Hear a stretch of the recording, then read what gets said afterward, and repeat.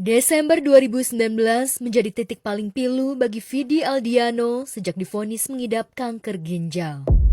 Nyaris 7 tahun, Vidi berjuang melawan kanker. Di balik ketegaran dan canda tawanya, Vidi menyimpan rasa putus asa. Bahkan di tahun 2025, Vidi memutuskan untuk menyudahi kemoterapi karena khawatir bakal berefek pada beberapa sel di dalam tubuhnya.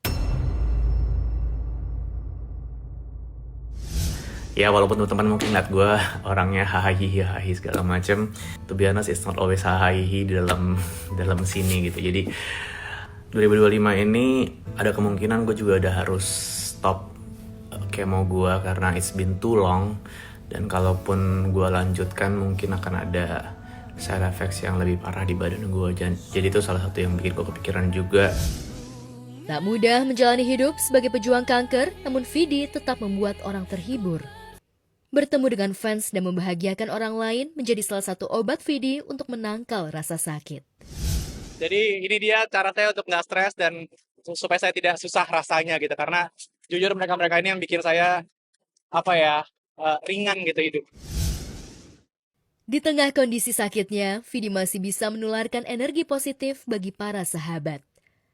Momen yang paling kentara ketika ia menjadi salah satu juri The Voice Indonesia disandingkan oleh Nino Kayam. Kehadiran Vidi menjadi warna dan juga energi baru di ajang pencarian bakat tersebut.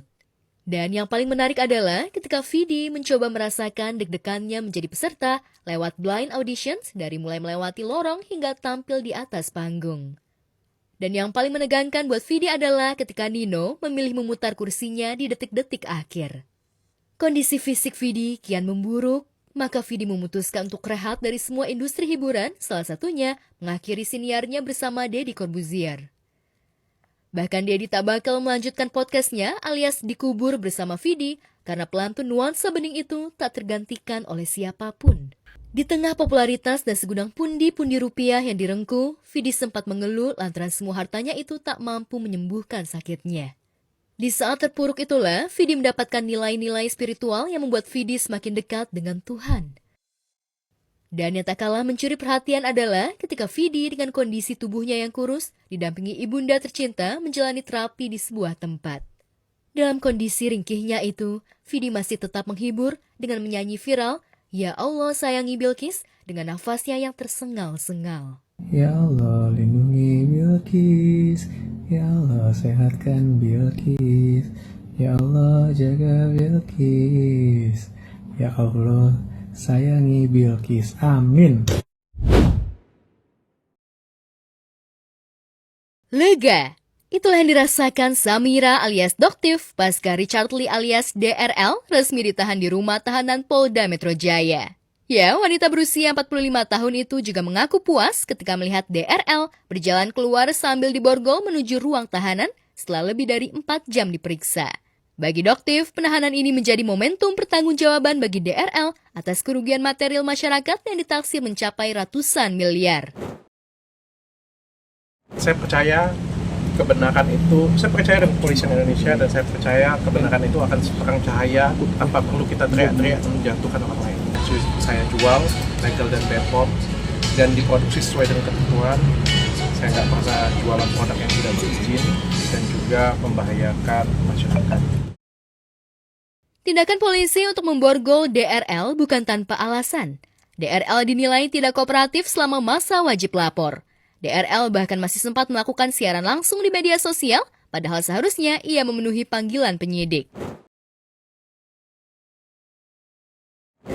Kemarin bulan lalu saya sampai 1 bulan sampai dirawat di rumah sakit, tapi saya...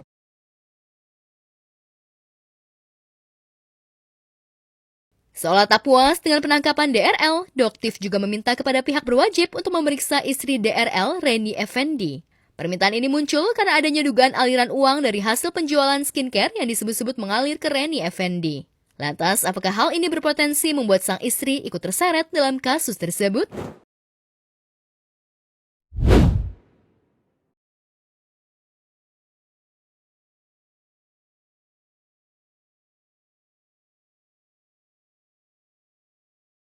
Setelah sempat naik darah saat hadir di persidangan terakhir Amar Zoni, Camelia akhirnya mengakui bahwa hubungannya dengan Amar ternyata memang sudah kandas. Hubungan keduanya resmi berakhir sejak 5 Maret lalu lewat surat yang dilayangkan Amar ke Camelia. Camelia pun menegaskan tak akan mau lagi terlibat dalam kasus yang tengah menimpa sang mantan kekasih. Wanita yang berprofesi sebagai dokter gigi ini bahkan mengakui bahwa selama berhubungan ia merasa Amar hanya memanfaatkan uangnya saja.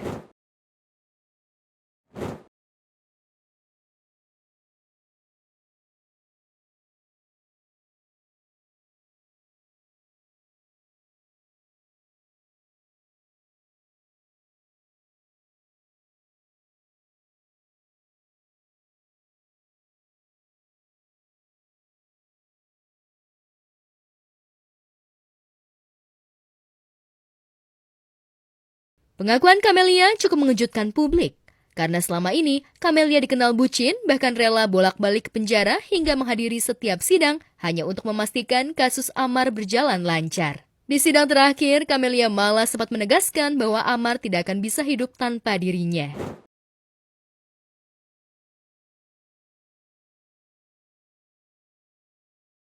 Miris memang, sudah capek-capek berjuang menemani Amar yang tengah terpuruk, Camelia justru harus menerima kenyataan pahit dicampakkan. Namun tak ingin larut dalam kesedihan, Camelia mengaku sudah punya pacar baru.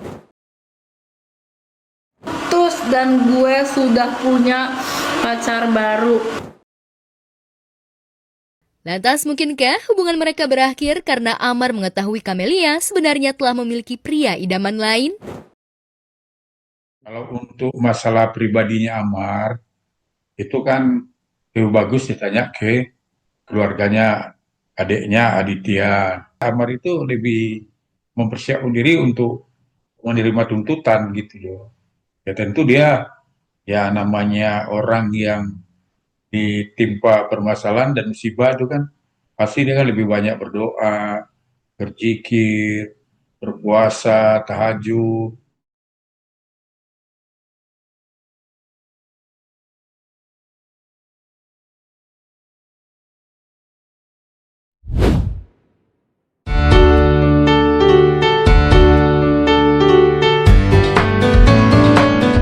Bikin geger jagat maya hingga viral, penampilan komedian Nurina Permata Putri alias Rinda Nose bikin pangling.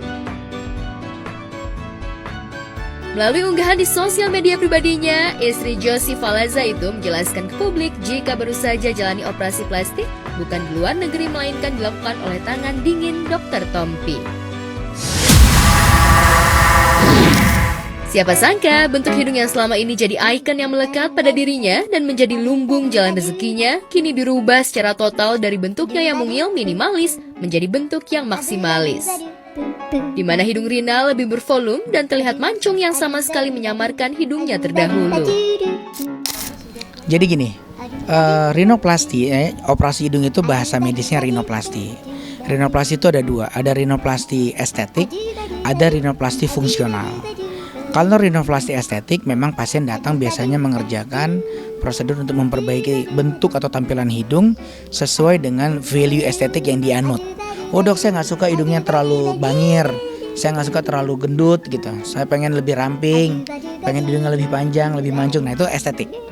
Buat benar-benar pleasant, buat menyenangkan hati, nyenengin yang baca, nyenengin waktu ngaca maksudnya.